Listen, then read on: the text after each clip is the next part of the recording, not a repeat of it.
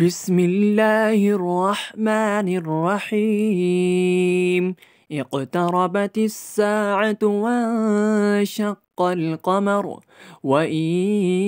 يروا آية يعرضوا ويقولوا سحر مستمر وكذبوا واتبعوا أهواءهم وكل أمر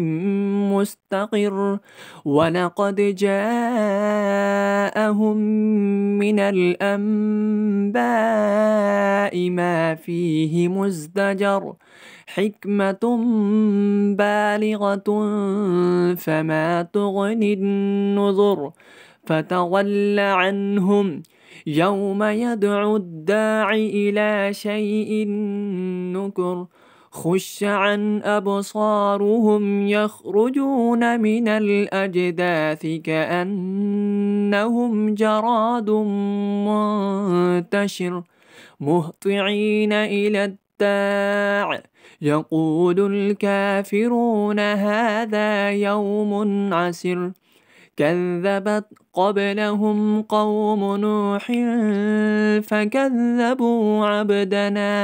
فكذبوا عبدنا وقالوا مجنون وازدجر فدعا ربه أني مغلوب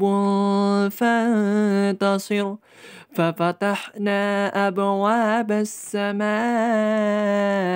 بماء منهمر وفجرنا الأرض عيونا فالتقى الماء على أمر قد قدر وحملناه على ذات ألواح ودسر تجري بأعيننا جزاء لمن كان كفر ولقد تركناها آية فهل من مدكر فكيف كان عذابي ونذر